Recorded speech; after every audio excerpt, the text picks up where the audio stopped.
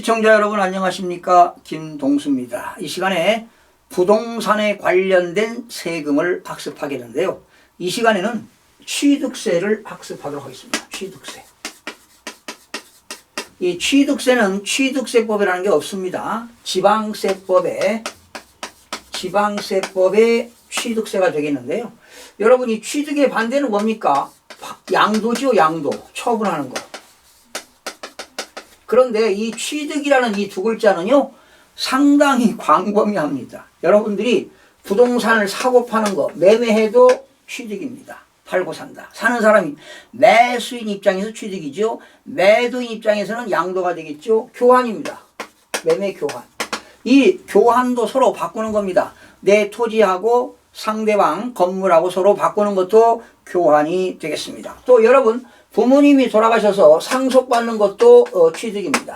누군가로부터 증여받는 것도 취득이 되겠습니다. 매매, 교환, 상속, 증여. 또 기부하는 거 있죠.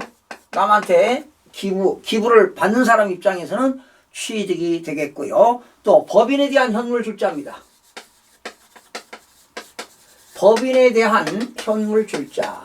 그러니까 개인이 어느 법인에게 돈을 출자하지 않고 물건, 현물, 물건을 출자하는 겁니다. 토지를 출자할 수도 있고 건축물을 출자할 수도 있고 뭐 선박도 출자할 수도 있고 차량도 출자할 수 있고요. 이것도 출자 받는 사람 입장에서는 취득이 되겠습니다. 건축법에 의한 건물을 짓는 것, 건축이라는 것은 상당히 넓은 의미가 있는데요. 이 건축도 취득입니다. 또 건축물을 개보수하는 것도 취득입니다.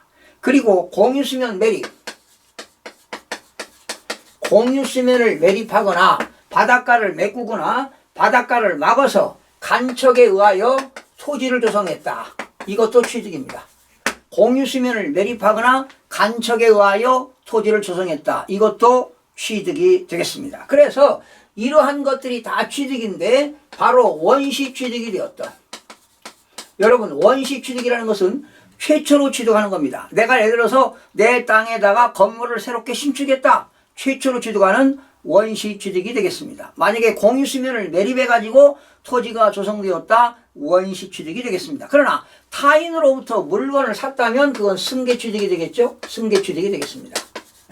그런데 취득이라는 것은 이렇게 원시취득이 되었던 승계취득이 되었던 대가를 지급하는 유상이 되었던 공짜로 받는 무상이든 다 취득이다. 보세요. 상속이라든가 증여라든가 기부는 뭡니까? 대가성이 없는 무상 아닙니까? 바로 이렇게 취득이 얼마나 광범위합니까?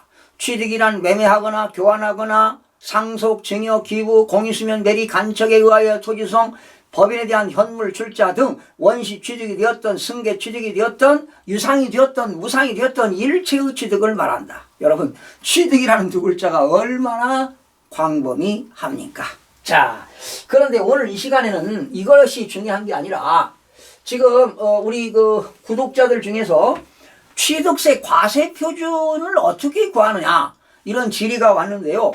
상당히 난해한 질문이기 때문에 답글을 다는 것보다 우리 시청자들을 위해서 다 좀 지식을 전달하는 것이 바람직하겠다 해서 이 시간에는 취득세 과세 표준을 공부하겠습니다. 여러분 모든 세금에는 과세 표준이 있습니다. 그럼 어느 걸 사야 취득세를 내느냐? 토지, 건축물, 차량, 선박, 항공기, 기계장비, 임무, 강업권, 어업권, 골프회원권, 승마회원권, 요트회원권, 양식업권, 종합체육시설 이용권, 요트회원권 이런 것들을 사게 되면 취득세를 냅니다. 그러나 이제 여러분들 너무 방대하지요. 그러나 일단 여러분들이 부동산을 사면 취득세를 내는데요. 자, 그러면 얼마로 내느냐 이 말이죠. 취득세 과세 표준이 되겠는데요. 이 취득세 과세 표준은요. 지방세법 제10조입니다. 지방세법 제10조는 과세 표준의 기준이 나옵니다. 과세 표준의 기준이 나오는데 지방세법 제10조에서 과세 표준 기준은 뭐냐? 취득 당시 가액으로 합니다. 취득 당시 가액. 얼마에 샀느냐? 취득한 금액입니다. 내가 개인한테 샀던 국가한테 샀던 샀던 간에 취득 당시 가액입니다. 그러면 만약에 법원에서 강제경매가 되었던 의무경매가 되었던 법원에서 낙찰받은 금액이 1억이다. 그러면 1억이 되는 겁니다. 그런데 그 취득가액에 포함되는 게 있고 포함되지 않는 것이 있습니다. 상당히 광범위한데요. 자, 유상승계 취득입니다. 여러분, 유상승계라고 하는 것은 대가성이죠. 타인에게 일정한 대가를 지급하고 취득하는 것이 유상입니다. 그러나 대가를 지급하지 않는 상속과 증여는 무상승계 취득이 되겠죠. 그런데 오늘 이 시간에는 유상승계 취득의 경우에 과세표준을 구해보겠습니다. 유상승계 취득의 과세표준입니다.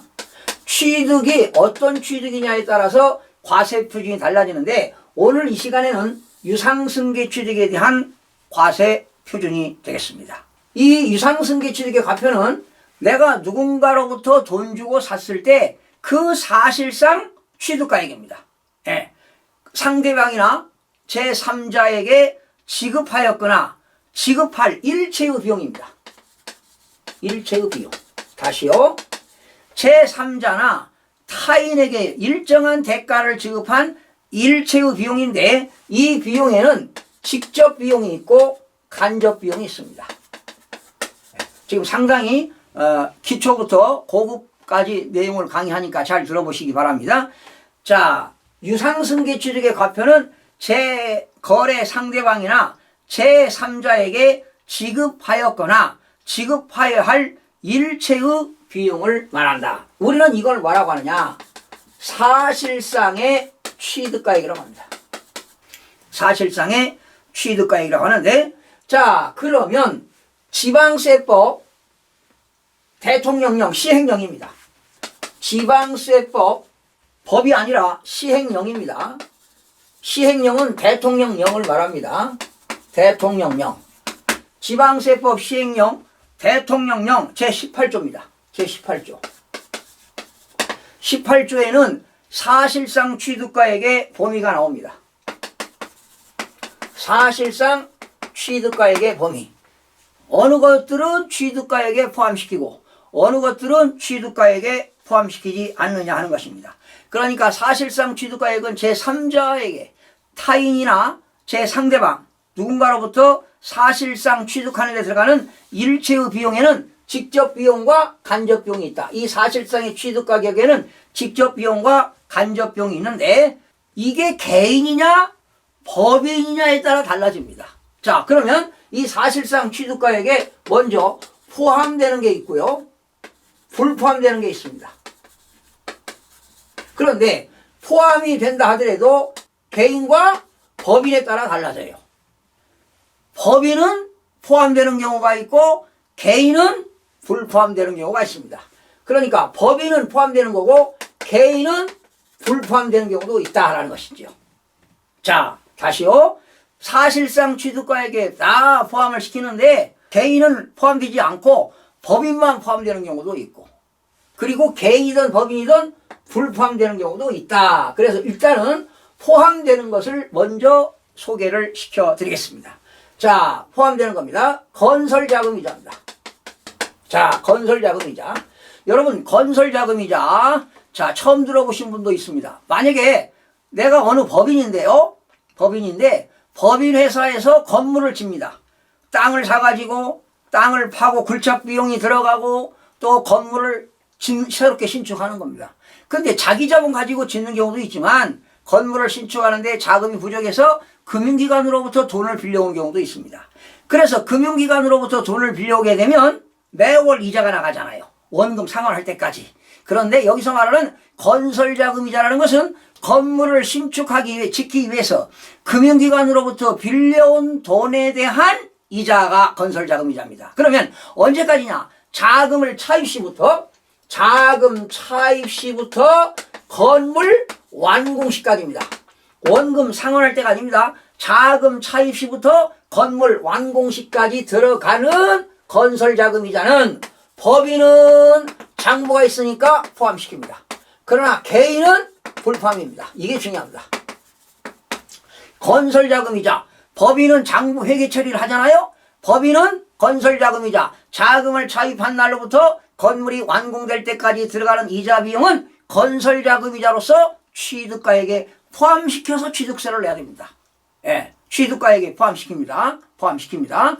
그래서 나중에 팔 때 다 그 양도가액에서 취득가액에 포함됐기 때문에 공제를 받습니다. 이게 중요한 거예요. 자, 그러나 개인은 포함시키지 않는다. 자, 두 번째, 활부로 사는 경우 있죠? 활부.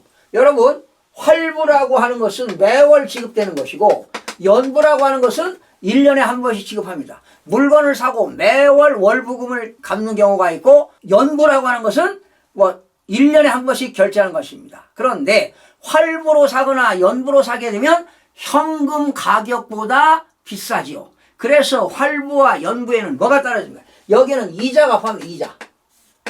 이자가 포함되어 있고요. 또 활부 대금이나 월부 대금을 제대로 갚지 못하면 뭐가 있습니까? 연체이자가 붙습니다. 연체이자. 그러면 이 활부나 연부로 샀을 때 이자 현찰보다 더 비싼 가격 아닙니까? 그 이자를 줬단 말이죠. 현금 가격보다. 또 제날짜에 못 내서 연체이자가 들어갔다면 법인은 장부가 있기 때문에 포함시킵니다. 취득가액에. 그러나 개인은 불포함입니다. 개인 불포함. 활부이자와 연부에 대한 이자 그리고 연체이자는 법인은 장부가 있기 때문에 포함시키고 개인은 포함시키지 않는다. 그 다음에 또 취득가액에 포함시키는 겁니다. 여러분, 농지입니다. 농지법에 의한 농지는 뭐냐? 전, 답, 과수원인데요. 이 농지를 여기다가 집을 줄 수가 없으니까 대를 만들어야 집을 줍니다. 대지가 돼야 돼요. 그러면 대가 되려면은 농지를 전용해야 돼요. 농지 전용. 그러니까 농지를 다른 용도로 사용하게 되면 농지를 전용해야 되는데, 이때 농지를 전용할 때는 농지 보전 부담금을 냅니다. 농지 보전 부담금은 개별 공시지가의 100분의 30을 내야 됩니다. 개별 공시지가의 100분의 30인데, 그렇다면 이 개별 농지를 다른 용도로 전용하는데 농지 보존 부담금도 취득가액에 포함시킨다. 취득가액에 포함시킨다는 겁니다. 그러니까 취득세 과표가 커진다는 것이죠. 취득가액에 포함시킨다는 것입니다. 또 여러분, 임야입니다. 임야 산이죠. 산에다가 창고용지, 창고를 짓겠다. 창고용지를 만들려면은 뭐를 해야 되느냐? 산지를 전용해야 돼요. 산지 전용. 자, 산지 전용은 산지관리법이 있습니다. 농지 전용은 농지법에서 나옵니다. 취득세에서 나오는 게 아니라 다 법마다 다른데, 그러면 산지를 전용하게 되면은 시장군수구청장이 뭘 받느냐? 대체, 산림, 자원, 조성비를 받습니다. 대체, 산림, 조성비를 받는데 대체, 산림, 조성비도 취득원가에 포함을 시켜야 됩니다. 자, 중요한 거 했습니다. 그 다음에 또 사실상 취득가액에 포함되는 것이 뭐가 있느냐? 내가 건물을, 부동산을 사는데 용역비가 들어갔다. 수수료가 들어갔다. 이런 것들도 사실상 취득가액에 포함시킵니다. 그리고 또 여러분들이 취득대금 이외에 당사자하고 계약을 하는 과정에서 취득자 조건으로 부담하는 채무인수액, 취득자가 부담하는 채무, 제3자의 채무를 인수한다.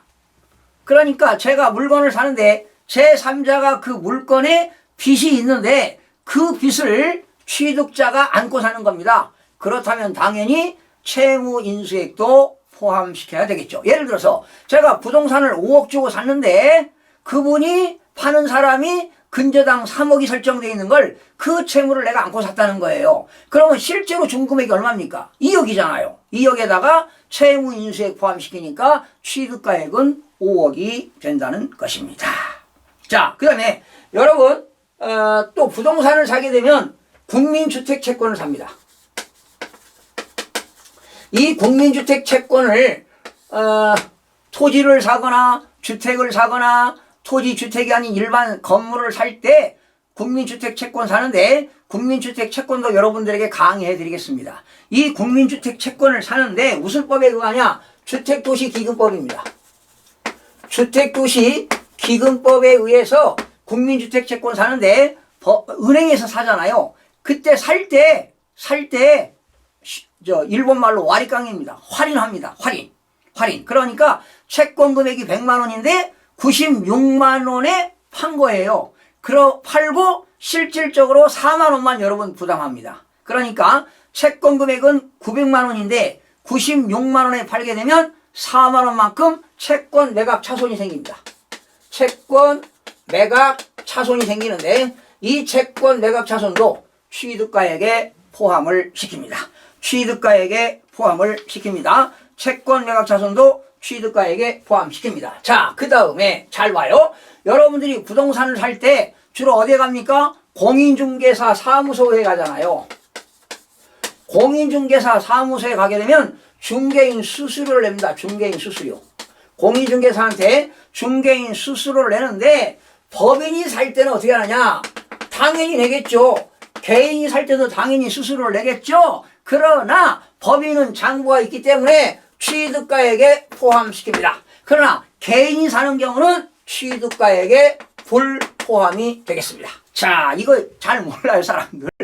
개인이 사는 경우는 공인중개사한테 준 수수료는 취득가액에 포함시키지 않습니다. 그러나 법인은 취득가액에 포함시킵니다. 법인은 장부가 있기 때문에 회계 처리해야 되잖아요. 취득가액에 포함시키니까 취득세 과표가 늘어나겠고 개인은 늘어나지가 않습니다. 그 다음에 또 하나 이런 겁니다. 실무적으로 여러분들이 부동산을 사가지고 북박이를 하는 경우 있습니다. 북박이를 하는 경우가 있습니다. 북박이 가구. 부동산 사가지고 북박이 가구 하는 경우 있잖아요. 네. 이런 경우도 취득가액에 포함시킵니다. 그리고 가전제품 등 건축물에 부착되는 일체의 비용입니다. 즉 건물의 효용가치가 있는 것입니다. 북박이 가구가 있는 사람과 없는 사람하고 다르거든요. 그래서 여러분이 부동산을 사가지고 북박이 가구를 했다. 건축물의 효용가치 유지. 효용가치입니다. 건축물의 효용가치가 있었다. 그렇다면 이것도 원래는 취득가액에 포함시켜서 취득세를 내는 것이 원칙인데 과세관청이 뭐 이런 걸 다 알 수 있나요? 현장에 나와서 조사한 건 아니지요. 그렇다는 것입니다.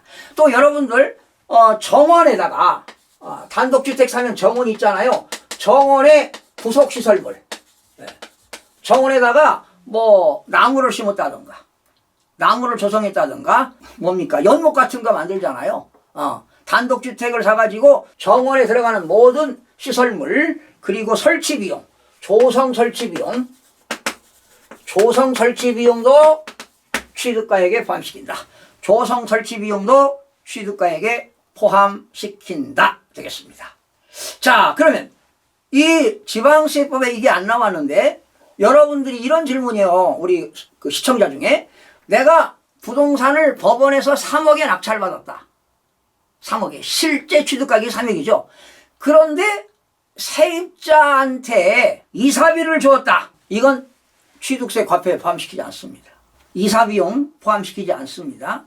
그런데 세입자가 법원에서 배당금을 못 받아가지고 낙찰자가 인수한 금액이 있다면 어떻게 될 거냐. 참 법조문에는 없는데 유권 해석을 내린다면은 포함시켜서 취득세를 낸다면 내가 3억에 낙찰을 받았지만 추가 비용 세입자 인수하는 비용 2억을 줘가지고 5억이 들어갔다. 그러면 내가 5억에 들어갔다고 취득세를 낸다면 나중에 팔 때 양도소득세 계산할 때 공제해 줍니다. 네, 5억에 샀다는 거 입증이 되니까. 그러나 2억 인수한 금액을 신고하지 않고 3억에 대해서 취득세를 냈다면 나중에 양도할 때 공제를 못 받는다는 겁니다. 그러니까 결과적으로 나중에 팔 때를 생각한다면 여러분 이렇게 세금을 절세할 수 있어요? 팔 것을 전제해서 세금을 양도소득세를 내야 된다면 취득가액에 포함시켜서 세금을 내야 되겠고 나는 파는데 1주택이기 때문에 양도소득세가 없다. 그렇다면 취득세를 많이 낼 필요가 없다는 것입니다. 이걸 과세관청이 알 수는 없으니까 여러분들이 절세할 수 있는 어떤 노하우라고 볼 수가 있는데 잘 한번 들어보시기 바랍니다. 그 다음에 사실상 취득가액에 불포함입니다. 포함되지 않는 거. 포함되지 않는 겁니다. 뭐가 있느냐? 취득하는 물건을 내가 사가지고 그 물건을 판매하기 위해 들어가는 광고선전비. 네, 광고선전비. 내가 부동산을 사가지고 그 물건을 판매하기 위하여 들어가는 광고선전비는 취득가액에 포함시키지 않습니다. 그리고 전기라든가 가스, 열, 전기, 가스, 열을 이용하여 자기가 부담하는 비용. 네. 전기, 가스, 열, 비용 이런 것들은 당연히 포함되지가 않습니다. 그리고 이주비입니다. 이주비. 이주할 때 들어가는 비용이 되겠죠. 지작물 보상금 줬다. 지작물 보상금 등 이런 것들은 포함되지 않습니다. 그러니까 이주할 때 들어가는 비용, 또 토지 위에 어떤 지상물이 있는데 그거를 보상해주는 비용, 지작물 보상금 이런 것들은 포함되지 않고요. 또 하나 부가가치세입니다. VAT. 부가가치세. 여러분, 우리가 상가 건물을 취득하게 되면 토지는 부가가치세가 없지만 건물분에 대해서는 10% 부가가치세를 냅니다. 그 낸 거에 대해서는 사실상 취득가액에 포함이 안 됩니다. 그러면 내가 1억 천에 분양을 받았다. 그런데 부가가치세가 1,000만 원 들어갔다. 1,000만 원에 대해서는 취득세를 내지 않고 1억에 대해서만 취득세를 낸다. 그러니까 부동산 등을 살 때 들어가는 부가가치세는 취득가액에 포함되지 않습니다. 취득가액에 포함시켰다면은 나중에 양도소득세 계산할 때 필요경비로 인정이 된다는 것이지요. 그래서 우리 지방세법에서 취득세 과표를 결정하는데 이렇게 사실상 취득가액에 포함되는 경우도 있고 포함되지 않는 경우도 있는데 포함되는데 법인을 포함시킵니다. 지금 제가 말씀드린 포함은 다 포함인데 개인이 포함이 안 되는 경우 뭡니까? 건설자금이자 그리고 연부나 활부로 샀을 때 이자 상당액 그리고 연체이자 이런 것들 개인은 포함이 안 됩니다. 그리고 공인중개사한테 수수료 준 것 개인 포함이 안 됩니다. 법인은 포함을 시킵니다. 자, 오늘은 이 시간에 취득세 과세표준을 공부했는데요. 이거는 민감한 사항이죠. 왜? 나중에 팔 때 양도소득세에서 필요경비로 공제하기 때문에 취득세 과표에 포함시키는 거냐 포함이 안 되는 거냐 이거에 따라서 여러분들이 양도소득세를 절세할 수 있고 취득세를 절세할 수 있으니까 의사결정은 여러분이 해도 되겠죠. 우리 시청자가 아주 민감한 사항을 질문해서 제가 여러분 취득세 과세표준에서 기초부터 고급까지 설명을 드렸습니다. 이 사실상 취득가액에 포함되는 거, 포함되지 않는 것은 지방세법 시행령 제18조에 나오기 때문에 참고하시기 바랍니다. 여러분들이 법제처에 들어가셔서 지방세법을 치고 대통령령 시행령 18조를 보시게 되면 사실상의 취득가격의 범위가 나옵니다. 포함시키는 것, 포함되지 않는 것 제가 강의했던 내용들이 다 법조문에 나와 있습니다. 시청해주신 여러분 고맙습니다. 구독과 좋아요, 알림 설정을 누르시면 더 많은 정보를 얻을 수 있습니다.